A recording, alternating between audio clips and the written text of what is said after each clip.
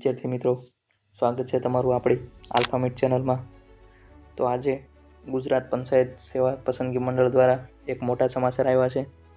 વર્ષ 2025-26 દરમિયાન જે પરીક્ષાઓ યોજાવાની છે એનું આખું ટાઈમ ટેબલ અને પરિણામનો કાર્યક્રમ જે Gujarat panchayat service selection board દ્વારા રજૂ કરવામાં એટલે કે પ્રસિદ્ધ કરવામાં આવ્યો છે. તો જોઈ લઈએ એને વિશે થોડીક માહિતી મેળવી લઈએ. જેમાં 30 જેટલી જાહેરાત છે. જાહેરાત ક્રમાંક 1 થી 18 જે અત્યારે આપણને દેખાય છે, લેબોરેટરી ટેકનિશિયન, સ્ટાફ નર્સ, વિસ્તરણ અધિકારી, એના માટેના ફોર્મ ભરાઈ ચૂક્યા હતા 25/3/2025માં અને એની પરીક્ષાની સંભવિત તારીખ ઓક્ટોબર 2025માં આવી શકે છે. અને આ બધી જે પરીક્ષાઓ છે 1 થી 18 નંબરની પોસ્ટ છે, જેમાં મુખ્ય સેવિકા, ગ્રામ સેવક, female health worker, multipurpose health worker, junior clerk, ગ્રામ પંચાયત મંત્રી, અધિક મદદનીશ ઇજનેર એટલે કે સિવિલ એન્જિનિયરિંગ, નાયબ ચીટનીશ અને વર્ક આસિસ્ટન્ટ અને ટ્રેસર. આ 18 નંબર સુધીની જે જાહેરાત છે એ માટે પરીક્ષાઓ ડિસેમ્બર 2025 સુધીમાં યોજાઈ શકે એમ છે અને એનું રિઝલ્ટ જાન્યુઆરી સુધીમાં આવી જાય એમ છે.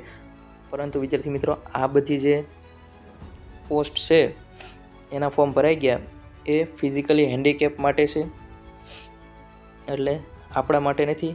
જે ફિઝિકલ હેન્ડીકેપ લોકો છે એના માટેની આ પોસ્ટો હતી કે જેની ફોર્મ ભરાઈ ગયા છે અને હવે ફક્ત પરીક્ષાઓ લેવાની બાકી છે, જેની સંભવિત ડેટ અત્યારે આવી ગઈ છે કે જે ઓક્ટોબર, નવેમ્બર અને ડિસેમ્બર સુધીમાં પરીક્ષાઓ યોજાઈ શકશે અને એના રિઝલ્ટ પણ ડિસેમ્બર અને જાન્યુઆરી 2026 સુધીમાં એટલે કે જાન્યુઆરીના સ્ટાર્ટિંગ મહિના સુધીમાં આવી શકે એમ છે.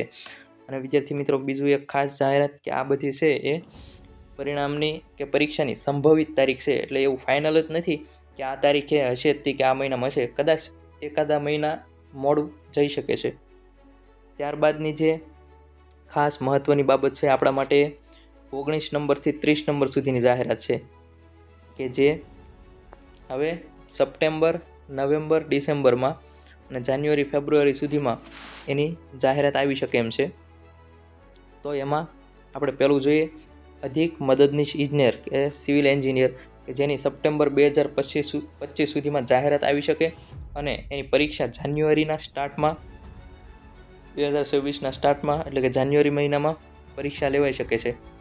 ત્યારબાદ જુનિયર ક્લાર્ક જે આપણી મોટામાં મોટી ભરતી જે નવેમ્બર 2025 સુધીમાં એની જાહેરાત આવી શકે છે અને મે 2026 સુધીમાં એની પરીક્ષા સંભવિત તારીખ છે, એટલે કે મે, જૂન, જુલાઈ, એટલે આપણી માટે હજી 1 વર્ષનો સમય છે. એ સિવાય female health worker, multipurpose health worker. આજકાલ વિદ્યાર્થી મિત્રો બંનેની પરીક્ષા છે એ અલગ રહેવાના છે, ફિમેલ હેલ્થ વર્કર અને મલ્ટીપર્પઝ હેલ્થ વર્કર, જે ડિસેમ્બરમાં આવી શકે છે એની સંભવિત તારીખ અને પરીક્ષા આવી શકે છે મે અને જૂનમાં. ત્યારબાદ લેબોરેટરી ટેકનિશિયન કે જેણે બીએસસી કર્યા પછી લેબ ટેકનિશિયનનો MLT કે DMLT કર્યું હોય એના માટે ખાસ તક છે. એની પણ 200 જેવી જગ્યાઓ આવી શકે એમ છે કે જેની જાહેરાત ડિસેમ્બર 2025 સુધીમાં આવી જશે અને પરીક્ષા જૂન, જુલાઈમાં, એટલે કે એના માટે પણ 1 વર્ષની તૈયારી કરવા માટેનો સમય મળે એમ છે. ત્યારબાદ જુનિયર ફાર્માસિસ્ટ, ગ્રામ પંચાયત સેક્રેટરી એટલે કે તલાટી કમ મંત્રી. ત્યારબાદ ગ્રામ સેવક જે BSc એગ્રીકલ્ચર કર્યા પછી અથવા તો BRS કર્યા પછી ગ્રામ સેવકની પરીક્ષાઓ આપી શકે છે, એની પરીક્ષા પણ આવવાની છે. નાયબ ચીટનીશ અને મુખ્ય સેવિકા. ત્યારબાદ પશુધન નિરીક્ષક અને આંકડા મદદનીશની પરીક્ષાઓ પણ આવી શકે છે, જે ફેબ્રુઆરી 2026 સુધીમાં એની જાહેરાત થઈ શકે એમ છે. ત્યારે એની પરીક્ષા છે એ સપ્ટેમ્બરથી ઓક્ટોબર 2026 એટલે કે 2026ના અંત સુધીમાં આ બધી જ જેટલી જાહેરાતો છે 19 થી 30 એની જાન્યુઆરીથી લઈને ઓક્ટોબર સુધીમાં પરીક્ષાઓ પણ યોજી નાખવાની છે અને ઓક્ટોબર, નવેમ્બર 2026 સુધીમાં એના રિઝલ્ટ પણ આવી શકે એમ છે.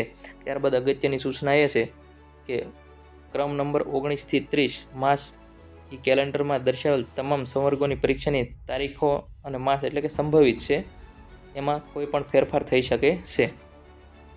તો આ હતી એક ખાસ અગત્યની સૂચનાઓ વિદ્યાર્થી મિત્રો. તો તમે પણ જેની તૈયારી કરતા હો એની હવે પરીક્ષાઓ આવવાની છે, તો તૈયારી અત્યાર દિશાની શરૂ કરી દેજો, ત્યારે જ 1 વર્ષ પછી બધું ભેગું થશે. વિદ્યાર્થી મિત્રો, હવે જો આની સિવાય કંઈ નવા અપડેટ હશે તો જરૂર આપણી ચેનલમાં આપણે જણાવશું, તો જોડાયેલા રહેજો. થેન્ક યુ વિદ્યાર્થી મિત્રો. તો મળીએ પાછા નેક્સ્ટ લેક્ચરમાં. જય હિન્દ, જય ભારત.